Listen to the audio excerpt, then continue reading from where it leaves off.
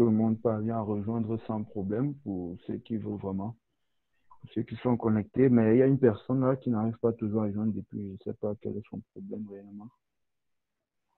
Peut-être ça aurait été mieux en live YouTube. Comme ça, il voit juste YouTube.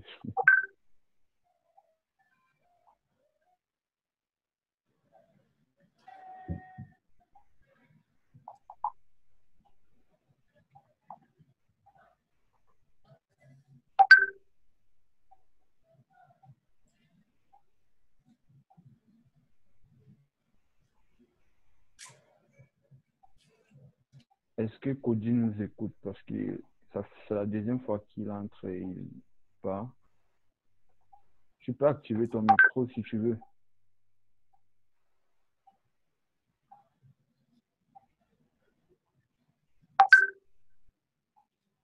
Cody, Cody, Cody.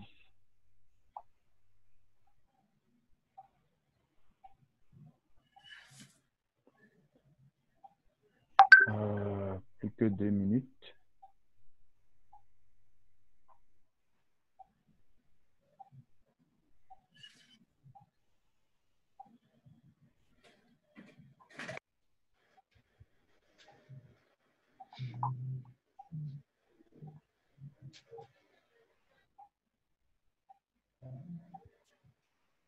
Bah, il y a les objectifs aussi, là, parce que je vais essayer d'enregistrer les processus inscrits pour la vie. Ouais, c'est ce qu'on va faire parce que tout sera enregistré pour que le reste des petits puisse avoir accès à ce qu'on a fait. Et ce sera sur la chaîne YouTube, donc il n'y a pas de souci. Ok, il a résolu son problème. Autant mieux nous joindre. Je pense que c'est le dernier pour l'instant.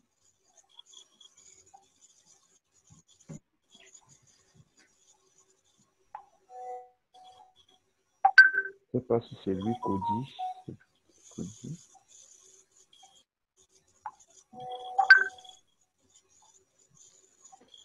De tous les pseudo développeurs qu'on a reçus en mail, je n'ai pas vu Cody. Donc,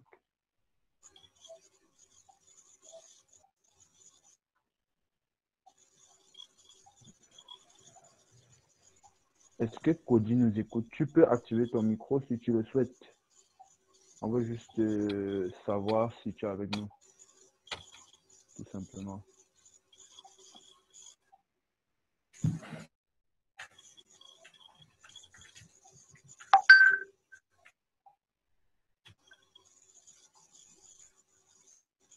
Ok, donc je vais commencer puisqu'il est 22h55.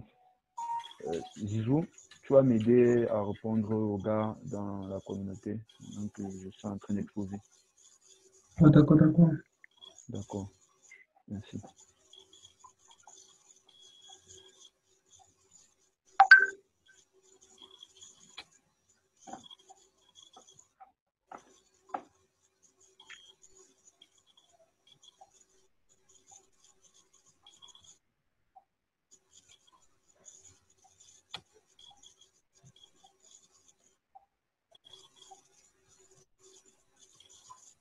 Ok, donc, je vous dis encore bienvenue ce soir pour ce meeting qui tourne un peu en catastrophe, mais bon, je pense que c'est la première fois et beaucoup de gens ne sont pas habitués.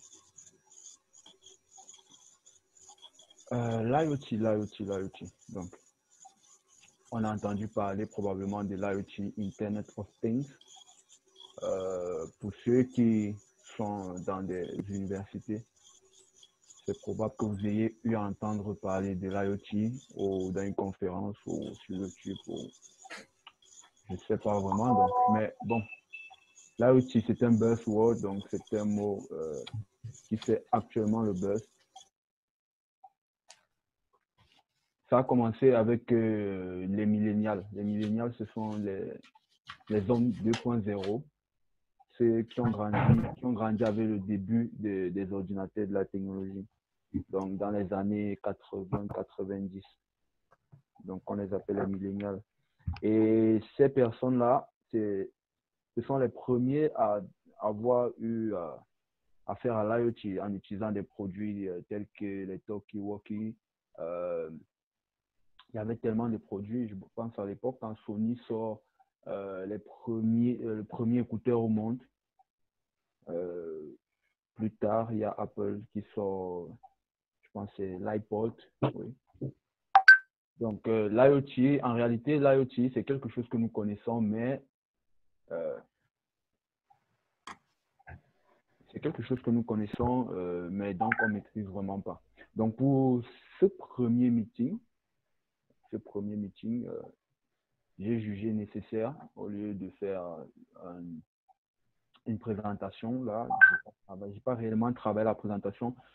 J'ai juste pris cette présentation que j'aime bien. Donc, c'est la présentation du séminaire en IoT Robotics de 2016 où ils parlent de l'IoT pour les débutants. Donc, ils ont fait une introduction. Je pense que ça résume assez bien le concept de l'IoT. Et puisque en continuant, je vais essayer de spécifier pour notre contexte camerounais, africain, et essayer de spécifier pour ce que je vais dire. Je vais expliquer. On va commencer avec la définition de c'est quoi l'IoT exactement. Donc là, le slide, il est en anglais, mais j'espère que ça ne pose pas de problème. Je vais expliquer en français et vous inquiétez pas, vous n'avez pas besoin de vraiment lire. L'essentiel, ce sera lors des images qui vont essayer de vous... des images qui vont présenter en réalité ce qu'il faut voir. Donc, l'essentiel, quoi. Donc, l'IoT, il y a beaucoup de définitions en ce qui concerne l'IoT. Donc, si je m'en tiens à ce que vous pouvez trouver peut-être sur Wikipédia ou sur Internet, parce que chaque empire du milieu va définir l'IoT en sa façon. Pourquoi? Parce qu'actuellement, il n'existe pas encore une entreprise qui tient les rênes de l'IoT. Il n'y a pas d'entreprise qui a le monopole, du développement ou des équipements en IoT. Donc, ce qui pose donc un problème avec la définition réelle. Donc, moi, j'aime bien prendre la définition, pas cette définition-là qui est dans le slide, parce que comme je vous ai dit, c'est séminaire en robotique, c'est leur définition à eux. Moi, j'aime bien prendre cette définition très simple de Black Spinman, qui a un podcast que vous pouvez trouver sur le net, sur Google Podcast, bien sûr, Ask IoT. C'est le nom du podcast que vous pouvez suivre. Il y a des centaines d'audios, de livres audio que vous pouvez suivre. Et là, lui définit l'IoT tout simplement comme la digitalisation du monde physique. Donc, c'est très simple. C'est très simple. Et avec cette définition, vous allez voir peu à peu, lorsqu'on va évoluer, comment cela prend son sens. Donc, si on veut regarder cette définition, on nous dit uniquely identifiable object or things. Things refer to anything living or non-living things with a unique identity, communicate or transfer data over a network without requiring human to human or human to computer interaction. Donc, c'est un peu dense parce qu'ils ont défini ça en la façon ils utilisent pour travailler avec. Donc, ce qu'ils disent ici en réalité, c'est que l'IoT, c'était communiquer des objets qui vivent ou qui ne vivent pas. Donc, des objets qui ne vivent pas, c'est par exemple votre porte, votre maison, les objets qui vivent, la voiture, votre corps et tout, à travers un réseau. Donc, ça, c'est la définition à eux. Mais l'IoT va au-delà de ça, n'est-ce pas? Parce qu'il y a des choses qui n'ont pas spécifiées là à l'intérieur. Donc, avant de passer vraiment au slide suivant, j'aimerais vous parler un peu de l'historique de l'IoT, puisque j'ai commencé tout à l'heure, autant mieux finir avec l'historique de l'IoT. Comme je vous disais tout à l'heure, l'IoT a été créé par un monsieur, a été pensé en fait par un monsieur qu'on appelle Kevin Ashton. C'est le directeur, je pense que c'est le directeur de ODC du MIT. dans les années 90. Je vais vous montrer ça pour que vous puissiez voir un peu de quoi il s'agit. Et là, il a pensé au concept en 99 parce qu'il a travaillé. Vous pouvez avoir sa biographie sur Internet. Hein. Il a travaillé sur plusieurs systèmes et tout. Donc, en 99, il pense à l'IoT. C'est lui qui donne le nom même de Internet of Things, Internet des objets, avec la révolution d'Internet et tout. Vous connaissez MySpace, les premiers réseaux sociaux à l'époque. Donc, lui, il va donner le nom de Internet of Things. Et sur ses recherches aussi, je vais désactiver un peu l'audio, s'il vous plaît. Si je vais désactiver l'audio de... Est-ce que vous me suivez, s'il vous plaît? Bonsoir, dessus. D'accord. Oui, on vous écoute. Donc, lui, il va donc penser à l'IoT en 99. Et là, je pense que c'est ici. Voilà, Kevin Ashton, comme je disais tout à l'heure, que vous pouvez trouver sur Internet, sa biographie. Donc, on va regarder ça ensemble. C'est mieux d'être dans le cas réel. Ok. J'aurais juste besoin de taper The Father of IoT. Le père de l'IoT, tout simplement. Donc. Voilà, donc vous pouvez le suivre pour voir. C'est bien quand même de suivre, quoi. Donc, de suivre ce genre de personnes pour connaître quelles sont ses pensées, qu'est-ce qu'il a prévu, à quoi il pensait quand il voulait créer donc, ce domaine et tout. Donc, tout simplement, c'est ça. Et c'était en 99. Tout à l'heure, je vous parlais des premiers devices qui avaient été créés avec Sony, puisqu'à l'époque, Sony créait les premiers écouteurs. Vous pouvez marcher avec Talkie, quoi. J'ai oublié. Bon, bref. Vous pouviez écouter de la musique en marchant. Et plus tard, c'était les iPods ou les MP3, plus précisément ce qu'on appelle aujourd'hui MP3. Je ne sais même plus si ça sort encore. Donc, Oui, moi, comme Florian Bonfant. donc, si on revient à notre slide. OK. Donc, qu'est-ce que l'IoT? L'IoT, c'est plusieurs définitions, comme je vous ai dit. Mais en concret, il s'agit de quatre concepts qui généralisent le truc, en fait. Et ces quatre concepts, c'est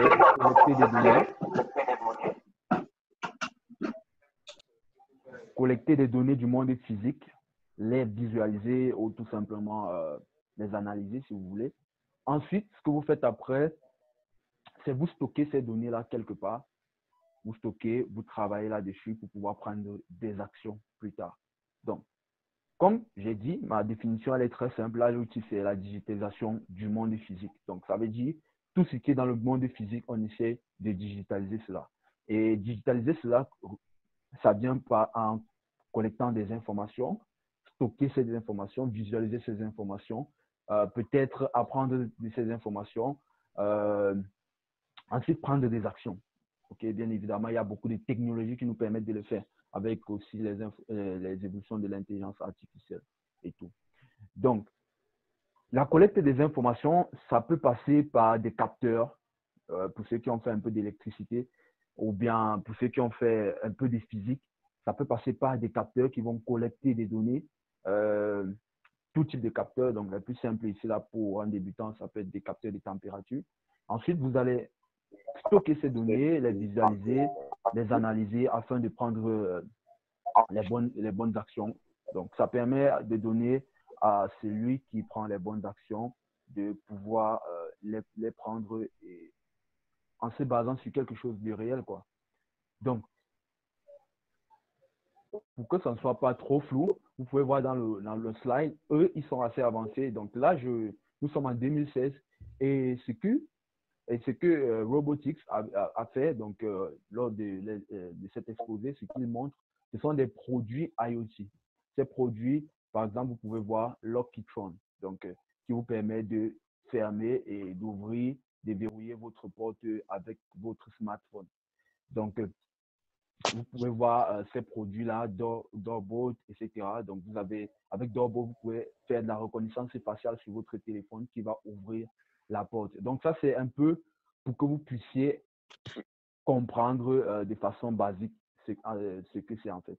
Et d'autres exemples encore, c'est, je sais que ça existe ici là dans notre cadre, il y a des maisons intelligentes où vous pouvez allumer et éteindre vos lumières tout simplement avec soit votre smartphone, soit par la voix, avec les API de, de Google Assistant.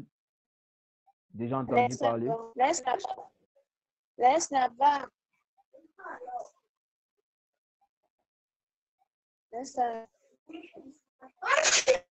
Ok, il y a une personne là qui fait beaucoup de bruit. Désactivez votre micro, s'il vous plaît, puisque nous sommes encore en train de présenter. Donc, c'est plus tard, vous pouvez l'activer pour poser vos questions. Ok, donc vous pouvez utiliser des API comme Google Assistant. Il y a aussi l'API de Amazon. Comment il s'appelle déjà? Je pense à... Non, pas... Chez Microsoft, c'est Cortana. Chez Amazon, c'est Alexa. Ok, Alexa. Entendu parler déjà? On a entendu parler d'Alexa. Oui, bien sûr, bien sûr. D'accord, merci. Donc, j'aimerais que ce soit interactif pour ceux qui n'ont pas assez de bruit en background. Donc, on peut causer. Je ne veux pas juste que ce soit une présentation fade. OK.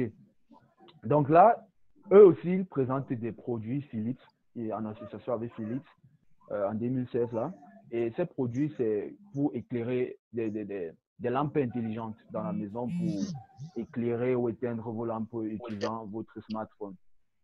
Donc, bien évidemment, on peut comprendre qu'à une certaine heure, parce que je me rappelle bien quand j'étais à Tchang, il y avait ces applications-là dans la vie réelle. Lorsque vous approchez une rue, il y avait des lampadaires avec des lampes intelligentes. Lorsqu'ils détectent la présence humaine, chaque lampadaire va s'allumer seul au fur et à mesure que vous avancez. Et lorsque vous avancez derrière, ça s'éteint. Donc, ça permet d'économiser en énergie et ne pas simplement laisser les lampadaires s'allumer toute la nuit jusqu'au matin. Donc, ça, c'est aussi notre application réelle. Et ça m'a vraiment beaucoup plu quand j'ai vu ça. Donc, Tu sais que c'est ça. oh là là. C'est qui ça? Techno 7C, désactivez votre micro, s'il vous plaît. Comme tu le poste, tu peux désactiver ceux qui dérangent. Ouais, je pense que c'est ce que je vais faire. Yes. Ok. Donc, actuellement, je vais juste laisser ZZF et Zizou. Zizou. Bienvenue. Encore qui ça?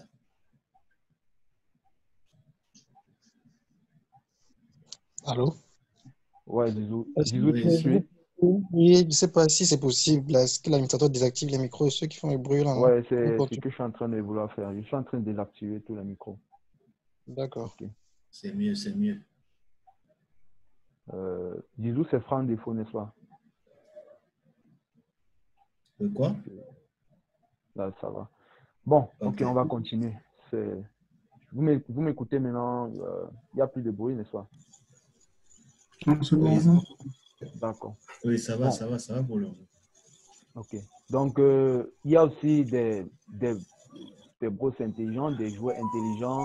Et là, vous avez des objets de cuisine pour faire la haute cuisine et qui sont aussi intelligents. Donc, je pense que j'ai vu une start-up française l'année passée, une start-up française chez Oussama. Et eux, ils avaient présenté un projet des appareils de cuisine, toujours comme ça. Vous pouvez mettre tout le nécessaire dans l'appareil, ouvrir l'application, sélectionner une nourriture et laisser l'appareil préparer. Donc, après un certain nombre de temps, l'appareil va vous envoyer peut-être des notifications ou vous dire, je ne sais pas, vous pouvez sortir de la maison et aller faire autre chose sans toutefois avoir peur qu'il y ait risque d'incendie. Et aussi ici, ce que vous avez, c'est, comment on va appeler ça? C'est pour les animaux de compagnie, en fait, pour les chiens, pour les chats. Et ça vous permet, lorsque vous avez ça, ça va permettre aux chiens ou aux chats de pouvoir manger. Donc, c'est beaucoup plus pour des personnes qui ont des chiens et des chats, les deux en même temps à la maison. Donc, lorsque le chien approche sur l'appareil qui est censé avoir la nourriture du chat, vous allez voir, l'appareil va reconnaître que c'est le chien et il ne va pas ouvrir. Vous voyez? Mais lorsque ce sera le chat qui va venir, il va ouvrir, le chat va se servir. Lorsque ce sera le chien, quand le chien est devant sa part, ça va ouvrir et le chien va se servir. Donc, ça, c'est des petites applications comme ça qui sont IoT et ça vous envoie des données. Donc, collecter des données, ça vous envoie des données. Combien de fois par jour votre chat a mangé? Vous pouvez analyser ces données sur votre smartphone. Vous pouvez décider de ne plus ouvrir ou tout simplement programmer les heures les heures auxquelles vos animaux doivent manger. Donc. Et là, ici, vous avez quelques tendances ou quelques statistiques globales de l'évolution de l'IoT. Bon, bref, eux, ils avaient prévu 27 milliards d'objets connectés pour 2020. Donc, nous sommes déjà en 2020. Et je pense qu'en 2020, actuellement, il y a plus de 26 milliards d'objets connectés. Il y en a plus que ça. Oui, il y en a plus que ça. Parce qu'aujourd'hui, les objets connectés, c'est plus seulement, comment je vais dire ça? C'est plus seulement des applications, c'est plus seulement pour les hautes industries. Si vous pouvez un peu comprendre ce que je veux dire, c'est plus seulement pour les hautes industries, mais aussi pour des personnels, pour des universités. Aujourd'hui, vous pouvez créer votre propre produit à la maison avec des cartes spécifiques qu'on va voir tout à l'heure avec un peu d'électronique, Arduino, Raspberry, etc. Donc, il y a plus que ça et ça va aller encore plus. Aujourd'hui aussi, le concept des voitures intelligentes, donc, qui intègre beaucoup ces domaines d'IoT. Donc, ça va aller plus que ça. Donc, le domaine aussi de la santé, si vous vous rappelez bien, pour les Camerounais qui sont dans le live, vous savez qu'il y a quelques années de cela, il y a un Camerounais qui a sorti, je pense, le Cardiopad. Donc, ça, c'est aussi un produit, on peut considérer ça comme un produit IoT. Voilà, donc il y a tellement de produits. Je me rappelle aussi l'année passée, il y a un Mexicain qui a sorti un appareil tout simple qui permet de détecter si tu as aussi une personne a le cancer. Donc, toujours un produit IoT, cancer des seins, plus précisément. Donc, vous pouvez chercher ça. OK. Et aussi, comme on a dit tout à l'heure, the most used communication channel to communicate objects to Internet of Things. Donc, il faut collecter des données. Lorsqu'on a collecté ces données, il faut pouvoir les stocker quelque part. Et stocker ces données quelque part, c'est passer par un moyen de transport. Et ce moyen de transport, c'est ça qu'on appelle la communication. Ce moyen de transport, lorsque vous avez par exemple votre caméra à la maison ou votre capteur de température ou un appareil tout simple comme pour faire manger les chats que nous avons vu tout à l'heure. Si vous êtes hors de la maison, comment on fait pour vous envoyer les données? Comment les données vont quitter de la maison, traverser tout le monde que nous connaissons et atterrir dans votre téléphone? Eh bien, on va utiliser donc des moyens de communication ou des chaînes de communication que vous pouvez voir ici et qui sont les plus célèbres qui ont été cités. Donc, il y a le Wi-Fi, il y a le Bluetooth, il y a la technologie Bluetooth qui est une vieille technologie des années 90. Donc, c'est avec ça que ça a commencé. Donc, aujourd'hui, on va utiliser du Wi-Fi, du Bluetooth et il y a aussi le Zigbee qui est en train d'évoluer vraiment. Donc, il y a quelques années, quand le Zigbee a été créé, je pense 2014-2015, ce n'était pas encore vraiment populaire et c'est en train de prendre le dessus. Et moi aussi, je suis en train de chercher comment intégrer cela dans mes applications donc, quotidiennes. Le Zigbee. Il y a le NFC pour ceux qui utilisent des téléphones un peu avancés, donc qui vous permettent de connecter votre téléphone avec votre télé. Donc, par exemple, mon téléphone LG qui a une connexion NFC avec une télé compatible LG aussi et avec les Android Smart TV. Donc, vous pouvez aussi utiliser du Wi-Fi direct, donc local. Vous pouvez utiliser du Bluetooth Low Energy. Et je rappelle que cette année, il y a une version du Bluetooth qui a été aussi créée, qui a été, bon, bref, améliorée, une dernière version. Et cette version-là est encore plus plus bien, en fait. C'est un peu comme, on va dire, l'avènement de la 5G et cette technologie-là encore plus bien. Je pense que pour ces différentes technologies, pour ces différents moyens de communication, ça va dépendre vraiment de ce que vous voulez faire. Vous voyez, bon, si vous êtes peut-être dans une entreprise, c'est bien d'utiliser peut-être du Wi-Fi. Si le client va aller très loin, c'est bien peut-être d'utiliser Internet. Donc, ça va vraiment dépendre si vous voulez créer un produit comme je disais tout à l'heure, iPod ou MP3 si vous voulez, avec des écouteurs intra-auriculaires comme Apple actuellement, c'est mieux d'utiliser peut-être du Bluetooth. Aujourd'hui, il y a une grande start-up en termes d'enceintes audio connectées aux États-Unis qui a été rachetée par Google. Et cette start-up-là, c'est un mélange de Sony et ça c'est Sonar, non pas Sonar. Bon, bref, je vais vous envoyer ça tout à l'heure à la fin dans le groupe. C'est une start-up. Eux, ils ont créé des produits connectés, un peu comme des produits audio connectés, comme ce que vous avez l'habitude d'utiliser pour certains, des baffles qui se connectent par Bluetooth à votre téléphone. Vous pouvez suivre de la musique et tout. Sauf qu'avec ça, ils ont rendu un peu les choses plus intelligentes. Donc, c'est bien, quoi. Donc, pour ça, c'est ce qui concerne le Bluetooth pour Internet, comme j'expliquais tout à l'heure, pour des longues portées aussi. Voilà. Aujourd'hui, avec le Bluetooth, la dernière version du Bluetooth que j'ai expliqué, c'est une version qui vous permet de faire beaucoup de choses. Beaucoup de choses dans le sens où vous pouvez recevoir, non seulement sur la latence, vous pouvez recevoir des données, vous pouvez être connecté à plusieurs équipements à la fois, ce que les anciens Bluetooth ne faisaient pas déjà. Être connecté à 2 ou 3, 4 devices sur un même Bluetooth. Donc, et je pense que Facebook est en train d'utiliser ça pour son enceinte connectée qu'ils sont en train de créer. Donc, benefits of IoT. Quels sont les avantages d'utiliser l'IoT? Donc, déjà, au niveau humain, ça permet de traquer les habitudes humaines pour un marketing en temps réel. Donc, il y a des personnes qui ont besoin d'avoir des statistiques. Imaginez-vous, je prends l'exemple des Watch, des Apple Watch, les derniers montres connectées qui sortent aujourd'hui. Non, en portant seulement la montre, à la fin de la journée, vous pouvez savoir combien de pas vous avez fait, si vous avez emprunté une voiture, un vélo et tout ça. Est-ce que c'est bien pour votre santé? Quel est votre cardio, etc. Donc, il y a des personnes qui aimeraient vraiment savoir ça. Et donc, ça, c'est un plus que l'IoT peut apporter. Donc, bien sûr, au côté humain, quoi. Donc, en dehors de ça, il y a aussi le tracking de votre business. Donc, pour un agriculteur, par exemple, qui ne connaît rien du tout en termes de technologie, il serait bien de pouvoir, les possibilités de traquer son l'évolution de ces plantes, pour faire une agriculture, une haute agriculture, une agriculture précise, en fait. Donc, en traquant, par exemple, l'évolution de ces plantes, taux d'humidité, etc. Donc, c'est vraiment important. Donc, en dehors de ça, ça va ouvrir, l'IoT est en train d'ouvrir un grand champ aussi d'emploi pour des personnes.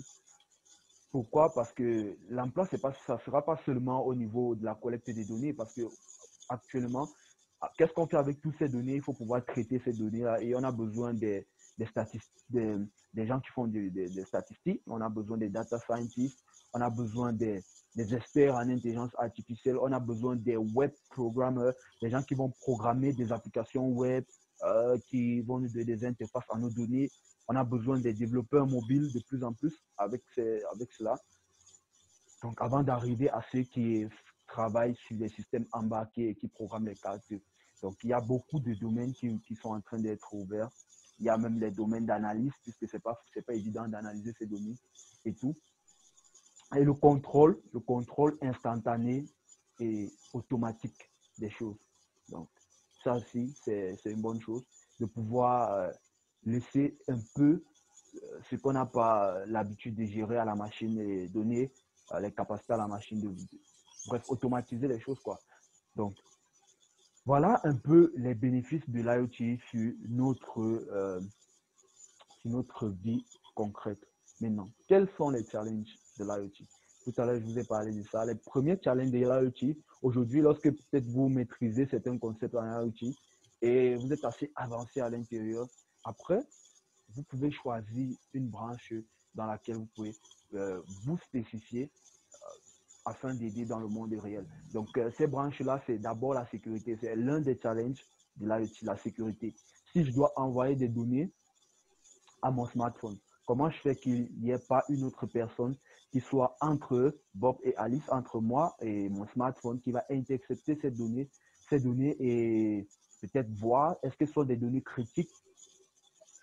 Bien évidemment, donc il y a tellement de choses qu'on aimerait en termes de sécurité avec l'IoT. Donc, si vous êtes par exemple, comment je vais prendre? Si, par exemple, j'ai vu une start-up française qui fabrique des produits IoT pour l'agriculture. Cette start-up française, c'est Agricool. Voilà, Agricool. C'est une start-up qui a été aussi lancée par la filiale d'Osama, je pense que c'était aussi en 2016, Agricool. Et eux, ce qu'ils font, ce sont des drones pour agriculture. Donc, ces drones pour agriculture sont des drones autonomes avec des champs et des caméras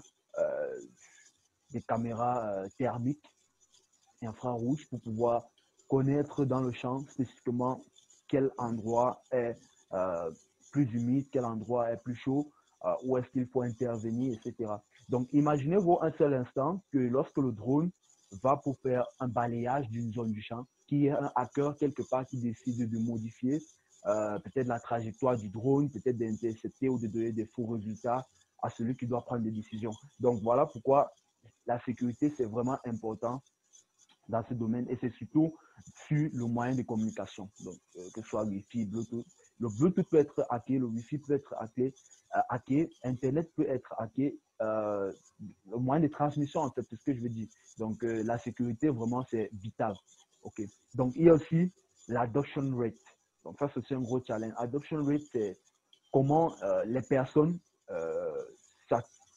comment je dis, comment traduire ça?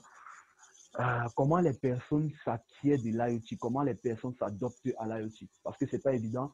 Aujourd'hui, de venir voir quelqu'un, lui dire, OK, moi, je te propose un truc, je t'installe certains capteurs chez toi et lorsque tu n'es pas chez toi, tu visualises tout ton intérieur, tu peux avoir une maison intelligente et tout. Donc, comment cette personne réagit face à ça? Il y a des personnes qui veulent avoir leur vie privée et qui n'est pas tout à fait convaincu que toutes ces données-là, ce sera gardé de façon privée, alors que c'est peut-être le cas.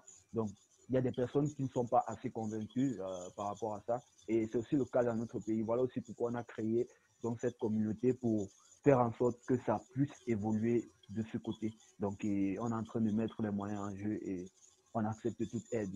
Donc, pour que l'IoT aille un peu plus vite dans ce pays. Donc, la compatibilité. La compatibilité aussi, c'est un gros problème. Et moi, je vous assure, parce que moi, j'ai eu à travailler sur des trucs et donc la compatibilité a été un gros problème, un très gros problème. En IoT, beaucoup de devices, beaucoup d'objets qui sont créés, chaque entreprise essaie de créer à sa façon. Donc, si je prends le cas, du Google Home. Je prends le cas du Google Home. Je prends par exemple Waze, qui est une entreprise rachetée toujours par Google. Je prends le cas d'Alexa. Donc, imaginez que vous avez tout ça chez vous et vous avez peut-être une télé Samsung, Android TV, et vous voulez faire connecter tout ça. Il y a un problème, c'est que Samsung va concevoir sa télé et son firmware pour juste fonctionner avec ses produits de contrôle. Donc, ce qui fait que si vous avez peut-être un Google Home chez vous, ce sera un peu difficile de dire Google allume la télé et la télé s'allume. Donc, il y a ce problème de compatibilité. Et ce n'est pas seulement à ce niveau, c'est aussi au niveau, au low level, donc au niveau du hardware. Donc, le niveau du hardware, c'est dire si je veux faire peut-être un drone qui va faire telle chose, si je prends un mauvais moteur NDC et je prends peut-être des hélices qui ne correspondent pas. Donc, chaque chose est créée de façon à servir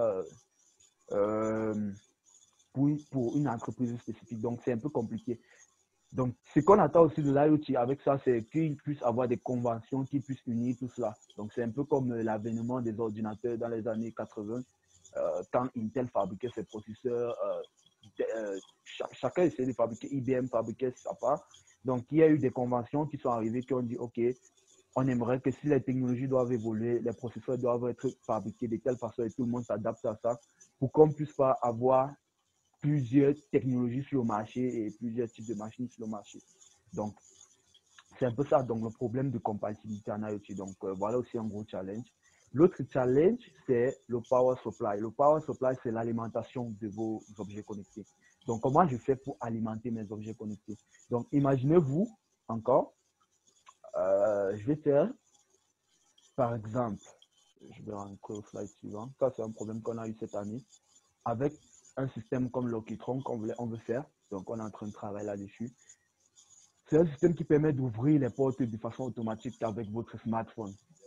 Donc, quand je parlais de power supply, c'est l'alimentation de ce que vous voyez là. Donc, imaginez-vous que, pensez comment ce produit-là est alimenté sur la porte. Donc, ça, puisque ça utilise des produits technologiques, ça veut dire que ça utilise de l'énergie. Donc, et l'énergie là, comment vous faites pour brancher ça? Est-ce que vous allez passer un fil électrique sur la porte, qui n'est pas très sécurisé pour les personnes? C'est pas aussi esthétique. Comment vous faites? Est-ce que c'est quelque chose qu'on va mettre, ensuite à lever pour aller charger, ensuite venir remettre, aller charger, mettre une batterie, un copeau? Donc, c'est un peu compliqué. Ça, c'est aussi un souci en IoT, le power supply, donc l'alimentation de vos produits, c'est assez compliqué. Donc, je prends même le cas simple d'Arduino. Si vous essayez de créer un programme en Arduino et après, vous voulez automatiser peut-être une maison électrique, vous devez penser forcément comment faire pour alimenter votre carte en énergie. Donc, là, c'est compliqué. La connectivité aussi est compliquée. La connectivité aussi est compliquée. Si vous faites des programmes pour des maisons connectées, vous pouvez créer des programmes clients ou serveurs, peut-être avec du Bluetooth ou du Wi-Fi de la maison. Mais lorsque la personne veut sortir de la maison, comment vous faites pour envoyer? Ça veut dire qu'il faut un point d'accès Internet courant à la maison qui va se connecter à tout ce que vous avez programmé et utiliser Internet pour envoyer les données. Donc, ça fait que non seulement la personne doit être connectée sur son smartphone, mais il doit avoir une connexion Internet pour la maison. Donc, ce qui n'est pas déjà... c'est pas à la portée de tous, en fait. C'est ce que je veux par là dire. Donc, il y a ça aussi. Donc, vraiment, aujourd'hui, les applications de l'IoT, le domaine, le champ d'application, si je vais dire ça comme ça. Donc, il y a les maisons, building automation, donc maisons connectées, maisons intelligentes. Je pense que c'est les premières choses donc le père de l'IoT a pensé. Les maisons connectées, avoir des villes intelligentes, smart cities, voilà, ils ont même mis ça en deuxième position. Les villes intelligentes, smart cities, que vous vous levez le matin, vous avez votre maison qui vous dit bonjour monsieur, aujourd'hui c'est telle journée, voilà votre programme, vous allez faire telle chose aujourd'hui et tout et tout. Est-ce que je démarre la voiture? Est-ce que vous voulez plutôt prendre un taxi? Est-ce que vous allez faire du sport? Lorsque vous allez aller faire du sport, vous avez votre Apple Watch sur la main qui généralise votre cardio. Lorsque vous rentrez, je vais me laver, chauffe-moi de l'eau, ça va chauffer de l'eau, allume-moi la télé et tout, quand je vais au travail, etc. Donc, des villes connectées, par exemple, actuellement, la ville, avant les années 2000, dans les années 2013, la ville la plus intelligente, c'était le Silicon Valley, avec Palo Alto, donc, qui est actuellement le siège de l'ancien siège de Facebook, donc actuellement c'est le siège de Google aussi. Donc Palo Alto, quand vous arrivez, si vous entrez par exemple au siège de Google en vélo, donc vous avez des caméras qui vous dirigent, vous avez des robots qui marchent, qui vous dirigent, vous avez des poubelles intelligentes et tout. Mais il se trouve que en termes de fabrication de ces produits électroniques, maintenant c'est plus la Chine qui est en train de fabriquer. Donc aujourd'hui, ce n'est plus le Silicon Valley. Aujourd'hui, on parle de Singapour. Singapour, oui. Donc, à Singapour, vous avez, puisque le président Xi, lorsqu'il a dit ceci, pendant la construction des gratte-ciel que vous pouvez voir sur Internet aujourd'hui. Donc, son but vraiment, c'était de faire de Singapour une ville, la première ville au monde connectée. Il a réussi son pari parce qu'à Singapour, vraiment, tout est connecté. Donc, jusqu'au feu de signalisation, tout dans la rue est connecté. Donc, c'est vraiment les villes du futur et c'est avec ça qu'on doit s'inspirer. Donc, il y a aussi des wearables. Wearables, ce sont des des objets que vous portez au quotidien. Donc, on a parlé tout à l'heure des Apple Watch, les lunettes connectées du futur, puisque Google est en train de développer un produit actuellement, soit des lunettes qui vous permettent de vous connecter à Internet, de faire du streaming YouTube. Donc, pour leur truc, en fait, donc, vous faites du streaming YouTube avec leurs lunettes connectées, montres connectées, MP3 que vous avez sur vous. Aujourd'hui, il y a des appareils pour ceux qui ont des problèmes vasculaires et tout. Donc, il y a vraiment, essayez de regarder sur Internet. Donc, il y a vraiment beaucoup de choses. Je ne peux pas tout citer ce que je connais actuellement parce qu'il y a d'autres que je vais forcément oublier. Donc, healthcare aussi, c'est dans le domaine de la santé. Donc, dans le domaine de la santé, tout à l'heure, on a pris l'exemple de notre frère Zhang, ouais, je pense, le cardiopathe. Il a gagné le prix New York Innovation dans les années précédentes avec ce produit et c'est du côté de la santé. Donc, vous pouvez regarder des projets de santé. Et aujourd'hui, j'ai un ami aussi, Ruben Massen, qui est en Inde, qui étudie en Inde. Et lui aussi, il est en train de concevoir, en Cameroun, il est en train de travailler sur concevoir aussi un tel produit biomédical dans le domaine de la santé. Donc s'ils font déjà ça comme des pratiques en laboratoire, c'est pour vous expliquer un peu combien de fois dans le monde physique chez eux, c'est assez évolué. Donc, ça veut dire que nous aussi, de notre côté, on doit essayer de regarder dans quel sens on peut travailler sur ces trucs-là. Donc, et un dernier challenge qu'ils n'ont pas mis ici, que moi, j'aimerais vraiment ajouter, c'est le challenge de fabrication. Parce qu'ici au pays, c'est très difficile. Bon, bref, ça va aller de plus en plus. C'est très difficile de voir une entreprise qui fabrique des produits électroniques sur place. Donc, ce qui fait qu'on a tendance, c'est même pas une tendance, on est obligé de commander à chaque fois. Voilà, on est obligé de commander. Donc, moi aussi, c'est ce que je fais, je commande. Donc, c'est pas fabriqué sur place. Donc, du coup, lorsque vous voulez vraiment faire un truc concret, même pour imprimer, il n'y a pas. C'est difficile de trouver des entreprises qui font des impressions 3D. Donc, il y a tous ces problèmes-là. Mais ça ne doit pas nous empêcher de travailler dans ce domaine. OK. Donc, là, ici, vous avez la distribution de l'IoT dans le monde. Et là, ils ont mis 1,26% pour Apple General Developers, 2,13% pour Development Developers, 3,28% pour Chinese Developers. Donc, vous voyez, Chinese Developers and Indian Developers. Donc, du côté de l'Asie, c'est en train d'aller très vite parce que c'est eux qui fabriquent ces produits électroniques là, avant d'avoir même aux États-Unis ou n'importe où dans le monde. Donc, aussi, l'un des objectifs qu'on s'est fixé pour la communauté, c'est de vraiment faire des trucs concrets et réels. Donc, moi, je vous invite vraiment à travailler parce que lorsqu'on va travailler, nous avons des relations avec les autres cofondateurs de la communauté. Nous avons des relations qui vont nous permettre, il y a des concours qui vont nous permettre d'entrer en collaboration directe avec des gens comme Cambridge University ou bien Arduino. Voilà. Et maintenant, lorsque vous entrez avec eux, lorsqu'ils vont voir que notre communauté est assez grande et que vous faites des projets et que vous démarquez en Afrique, on va entrer en relation avec eux. Ils vont nous envoyer du matériel qui va provenir de Chine et on va pouvoir partager le matériel dans la communauté. Les gens vont travailler dessus et on peut même aller jusqu'au lycée. Donc, c'est vraiment ça le but de rendre ça un peu plus accessible à tous. Donc, vous pouvez voir tous les statistiques. C'est vraiment bien de connaître les chiffres, la maths, les statistiques derrière un domaine avant de vous lancer. C'est important parce que ça ne sert à rien de vous lancer dans un truc que vous n'allez pas aimer ou que d'ici 2 à 3 ans, ça va s'éteindre. Mais moi, je vous garantis que l'IoT, c'est un domaine de maintenant et du futur. OK. Dernièrement, dans la semaine, il y a eu des gens qui se posaient la question, comment on commence en IoT? Comment on commence en IoT?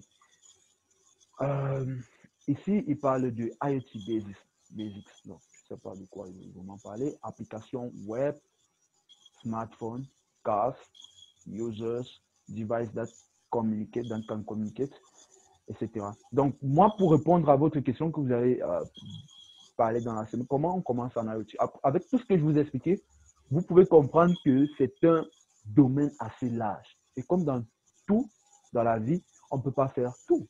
Donc, il faut forcément se concentrer quelque part. Donc, vous pouvez être un développeur web.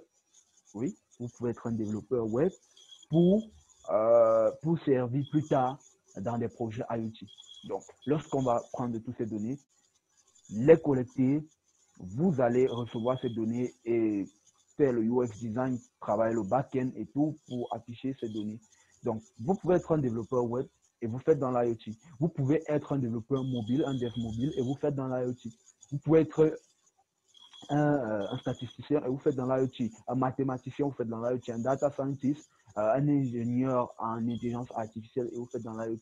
Donc, c'est pour vous dire que en IoT, réellement, il n'y a pas, c'est pas fermé en fait. Donc, vous devez vous spécifier dans ce que vous aimez le plus faire et voir dans quelle mesure vous associez cela à l'IoT. Donc, c'est un peu ça. Ok, donc si on revient au IoT Basics, web, smartphone, cars. Donc, ça, c'est vraiment les bases que vous pouvez faire. En termes d'applications, vous pouvez faire des applications web, des applications pour mobile, des applications pour voiture, etc. Donc, les voitures autonomes.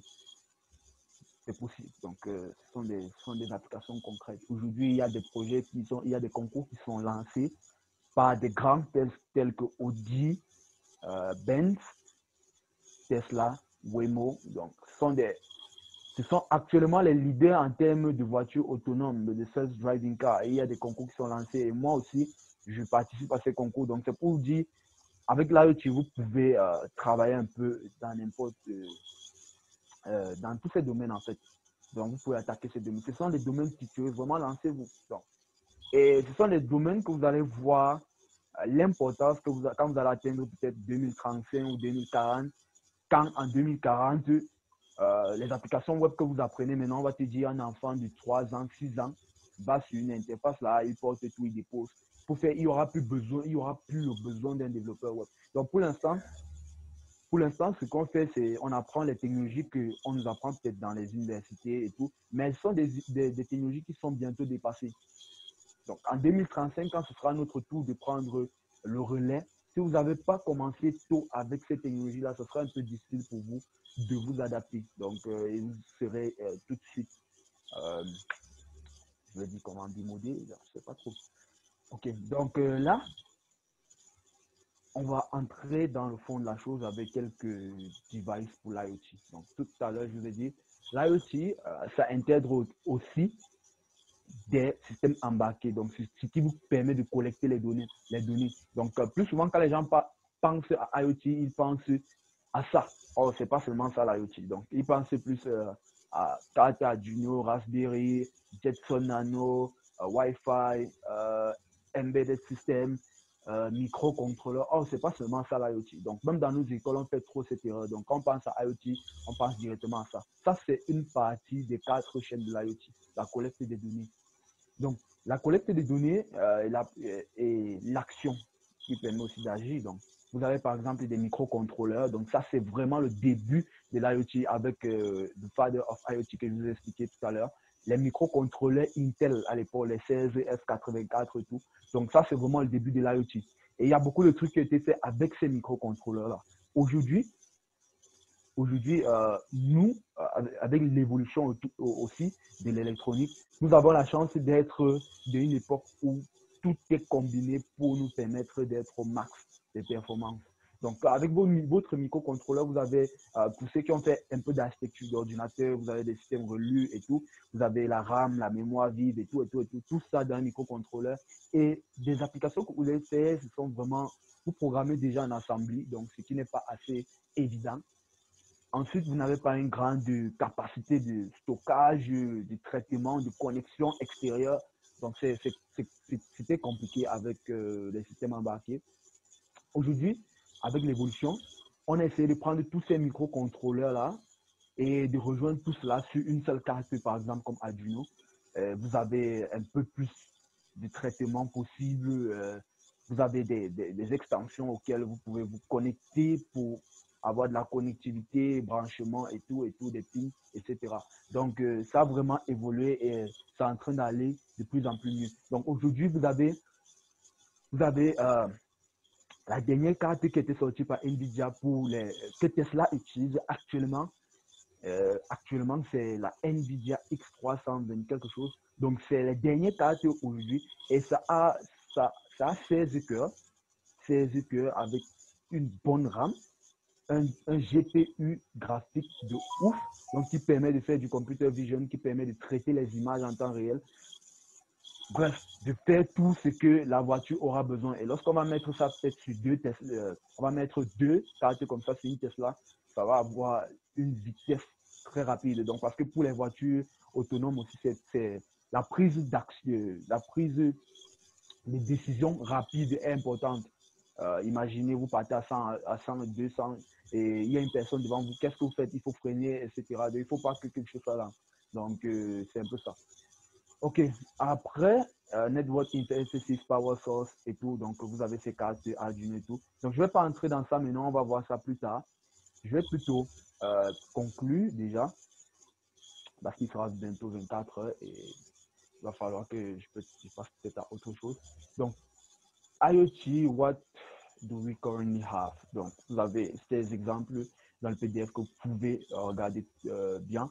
Vous avez par exemple le téléphone, Internet qui passe par le Wi-Fi de la maison et qui se connecte à l'objet connecté de la maison. Donc, tout ça.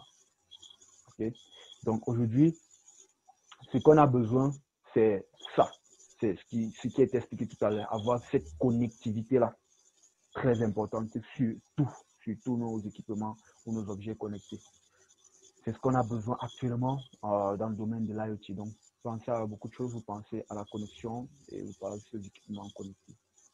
Et aussi, pensez à des API pour vous aider. Donc, tout à l'heure, je parlais de Alexa ou de Google Home, Google Assistant. Ce sont des trucs que vous pouvez utiliser pour gagner des marchés ici dehors. Vous voyez quelqu'un, vous lui dites, OK, moi, je t'installe, je vais travailler sur ta maison, on va t'installer peut-être un assistant virtuel comme Alexa qui va gérer tout, et qui est capable, quand tu rentres en fin de soirée, de te dire, OK, ta femme est passée devant la télé peut-être 7 fois cette journée, ou elle a fait tel nombre de temps ici, ou je ne sais pas trop. Donc, avoir ces informations-là et tout. Donc, les solutions Wi-Fi, Zigbee, Zwire, Bluetooth, c'est ce qu'on a eu à voir. Et maintenant, pour le futur, donc ça, c'est ce qu'ils ont eu à sortir en 2016. Bon, bref, c'est toujours pour le futur. Mais vous pourrez trouver, je pense que je vais mettre en description quand je vais mettre la vidéo sur YouTube, ce qui est vraiment les domaines clés pour le futur. OK. Donc, merci d'avoir participé au meeting et de m'avoir suivi. Donc, au départ, nous étions 4 et maintenant, nous sommes un peu plus nombreux. Donc, c'est déjà bien pour un début. Et je vous dis vraiment merci. Donc, si vous avez les questions, posez-les. Donc, on a le temps de répondre avant que 24 nous sommes. J'ai fini avec le live. Je vais activer tous les micros. Et j'aimerais qu'on y aille. C'est mieux. Je ne sais pas. C'est mieux que... J'espère que vous n'êtes pas dans du bruit.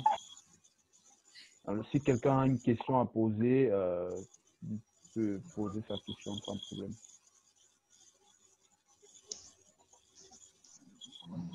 Ou si vous ne pouvez pas, si vous sentez qu'on ne vous écoute pas, vous écrivez d'abord en chat et on va activer le micro pour que vous puissiez nous répondre. On a 15 minutes pour le faire.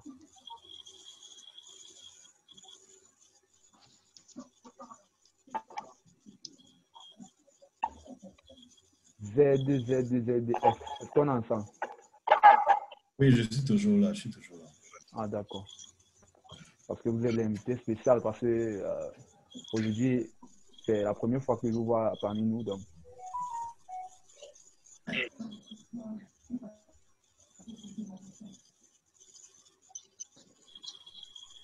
Est-ce qu'il y a des questions, s'il vous plaît?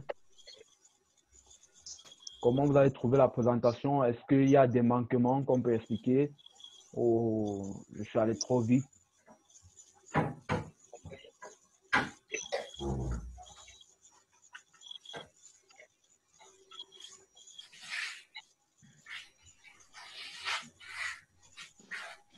Ok, donc, pour l'instant, personne n'a des questions à poser. Quelqu'un qui veut se lancer dans l'IoT là, il commence par quoi? Ou quelqu'un qui ne s'y connaît pas, qui n'a jamais développé un truc comme ça, qu'est-ce qu'il doit faire? Qu'est-ce qu'il doit avoir en premier? Ok. Pour répondre à cette question, moi, je vais d'abord vous poser une question simple. Qu'est-ce que vous savez faire? Dans quel domaine vous êtes actuellement? Dans quoi actuellement? Est-ce que vous êtes informaticien? Est-ce que vous faites dans le génie électrique? Est-ce que je ne sais pas trop. Donc, ça dépend d'abord du domaine dans lequel vous êtes. Et ensuite, on va essayer de répondre. Même quelqu'un du génie civil peut intervenir dans l'IoT. Donc, Je allô? parle pour quelqu'un qui veut programmer en IoT, ça se passe comment? Ok, je vous suis bien. Ça veut dire que vous êtes informaticien, c'est ça? Bah, Pour peu quelqu'un importe. qui... oui, je vous suis très bien, mais je dirais comme j'ai dit tout à l'heure, c'est que pour intervenir, ça dépend d'abord d'où vous êtes. Bon, comme vous avez dit programmer, donc je suppose que pour intervenir dans l'IoT, il y a plusieurs niveaux. Et 4 chaînes comme nous avons cité tout à l'heure. La collecte de données, la visualisation des données. Ensuite, vous avez la prise d'action. Ok. Donc, dans cette chaîne-là, vous vous situez. Donc, si vous êtes dans la première chaîne, qui est la collecte de données, ça veut dire que vous devez travailler sur des systèmes embarqués. Vous devez apprendre la programmation, peut-être C, C++, Python, assembleur, pour pouvoir travailler sur des cas tels que Arduino, avec des langages Arduino. Désolé. Donc, vous devez apprendre à programmer, apprendre à travailler avec ces cartes-là, savoir analyser, savoir comprendre ce que c'est qu'un capteur, comment ça fonctionne, comment on fait un câblage électrique, qu'est-ce qu'il faut, s'il faut une batterie pour alimenter votre produit ou bien votre système, quelle batterie je dois choisir, quel produit électronique je dois acheter en fonction du contexte et du projet dans lequel vous voulez être. Donc, vous êtes dans cette première chaîne-là et que vous voulez commencer, d'abord essayer d'acheter Arduino, donc c'est plus actuellement, c'est les Raspberry. J'ai commandé ma Raspberry en ligne et actuellement c'est un peu compliqué. À l'époque, il y avait Jumia. Donc, vous pouvez acheter Arduino actuellement, acheter peut-être un kit complet, je ne sais pas. Essayez déjà d'apprendre les bases en programmation Arduino, comment on connecte comment on fait un câblage électrique avec Arduino, comment on connecte des pins et tout. Essayez par des petits programmes simples que vous pouvez trouver sur Internet, allumer une LED, éteindre une LED, faire sonner un buzzer et tout. Donc, ça, c'est vraiment la base, quoi. Donc, lorsque vous êtes dans cette première chaîne-là, maintenant, si vous êtes dans la deuxième chaîne, c'est analyse, visualisation des données. Dans l'analyse, dans la visualisation d'abord des données, vous pouvez être un web développeur, vous pouvez être un développeur mobile, vous allez concevoir peut-être un dashboard admin, un dashboard. Qu'est-ce que je peux trouver? J'ai mon dashboard, mais je ne peux pas vous montrer maintenant parce que ce n'est pas encore complètement fini. Donc, c'est une application web qui s'agence bien avec le côté, avec la prise de données et qui affiche tout. Donc, lorsque vous vous connectez, par exemple, vous pouvez voir lundi, mardi, mercredi, samedi, 3 degrés, 4 degrés, température de la chambre 1, température de la chambre 2, personnes passées. Donc, ça, c'est le côté web développeur. Donc, si vous êtes dans la visualisation des données, il faudrait pouvoir avoir ces compétences-là de pouvoir créer des applications qui vont afficher ces données. Donc, ça nécessite un peu de statistiques, bien sûr. Donc, si vous êtes maintenant dans l'analyse des données, vous devez être un statisticien. Donc, vous devez connaître quelle est peut-être la moyenne, quelle est l'évolution, comment on peut prédire ton prochain goût. Donc, ça veut dire si peut-être j'ai mon Google Home à la maison, ce que Alexa va faire, c'est que si chaque jour vous vous connectez à, quand vous arrivez à la maison, tu dis Alexa, allume-toi, et que Alexa s'allume, vous le dites ouvre-moi telle chaîne YouTube et qu'elle l'ouvre. Donc, la prochaine fois, à force de le faire, la prochaine fois, elle va connaître vos envies, tu vois. La prochaine fois, lorsque vous allez venir, allume-moi la télé, elle va allumer et mettre la chaîne que vous voulez voir, donc que vous aimez voir, bien sûr. Donc, ça, c'est dans le côté analyse des données. Maintenant, si vous êtes dans le côté prise des actions, des actions, là-bas, il faut aussi un côté data scientist. Ça veut dire, après avoir analysé avec les progrès du big data, Hadoop et tout, vous pouvez traiter, vous êtes capable de dire, voilà l'évolution de mon champ de 2013 à 2014. Ça veut dire que voilà comment on va faire maintenant, voici comment on va faire, on va prendre des actions.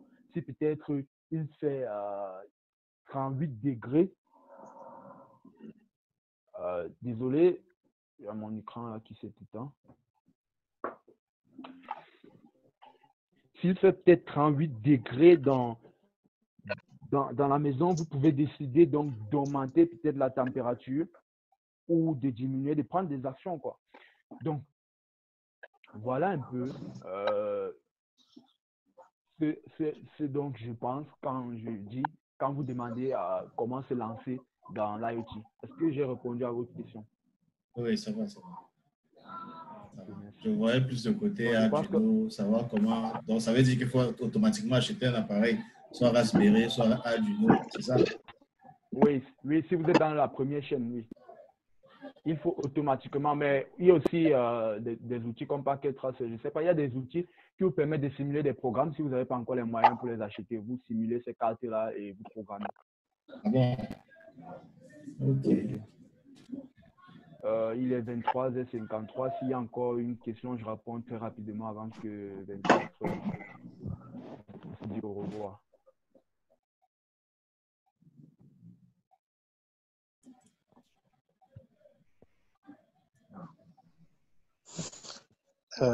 Bonsoir à tous. Bonsoir. Bonsoir. Bonsoir. Je tenais d'abord à remercier monsieur Bayo pour sa présentation. C'est très bien présenté et j'ai pu entrevoir un peu le concept en fait en général, qu'est-ce que vraiment l'IoT. Non, et c'est vraiment intéressant, ça m'a paru vraiment intéressant. Donc ma question c'est, en fait, c'est quoi la suite en fait? C'est quoi la suite? Ok, C'est la vraiment suite maintenant, pour... c'est quoi la suite, tu veux dire? Ouais. La suite pour la communauté, il y a beaucoup de choses à venir. Donc, ça fait déjà Ouais. 1 an que la communauté existe. Et vous pouvez avoir accès déjà à cet événement que nous avons eu sur la chaîne YouTube. La suite, maintenant, c'est qu'il y aura beaucoup de choses qui vont être faites, qui vont nous permettre d'évoluer. Déjà des petits projets. Déjà que dans la communauté, il y a des personnes qui travaillent sur des projets et qui trouvent des difficultés et qui les posent. Donc, en plus de ça, on a créé, il y a 1 an de cela, une communauté Slack. La communauté Slack, c'est pour ceux qui veulent développer. Et là-bas, il y a 4 projets qui ont déjà 1 an. Le premier projet, c'était un rover militaire de défense de l'armée. Donc, ce projet m'avait été proposé par quelqu'un de ma famille et qui fait dans ce domaine-là, qui est dans l'armée. Et ils avaient besoin de ça. Donc, c'était plus avec les événements de Bamenda et les petites crises qu'on a au pays et tout. Donc, un rover d'espionnage, donc quelque chose de ce genre. Ensuite, il y avait des projets, je pense, de serrures connectées. Il y avait aussi, bref, il y a 4 projets dans la communauté Slack. Donc, si vous avez bien répondu au formulaire, il y a votre mail qui est pris et on va vous répondre plus tard. Vous pouvez intégrer si vous voulez travailler sur des projets réels. Donc, en dehors de ça, maintenant, il y a des petits challenges qui vont être lancés, mais pas pour l'instant. Pour l'instant, on veut d'abord se concentrer à ce que les gens maîtrisent le domaine. Ça, c'est le premier meeting. Il y aura d'autres meetings. Il y aura une formation sur Raspberry que je vais faire moi-même. Et il y aura peut-être une autre formation avec certaines personnes de la communauté concernant Arduino. Et ensuite, il y aura un expert, quelqu'un qui travaille dans ce domaine à Douala, qui va essayer de vous apporter son expérience. Donc, je pense que j'ai répondu à la question, mais la suite, vraiment, on va gérer ça plus tard. Je vais vous expliquer au fur et à mesure. On va vous expliquer. Donc, pour l'instant, vraiment, j'espère que le live d'aujourd'hui vous a vraiment plu et que vous avez pu cerner la notion et que vous serez plus nombreux dans les prochains meetings pour qu'on puisse toujours travailler là-dessus. Donc, je vous dis à la prochaine. Donc, D'accord. je suis en train d'arrêter cette séance. Ok, merci à tout le monde. Merci à tout le monde. Donc, je vais arrêter le meeting. S'il y a des questions, vous pouvez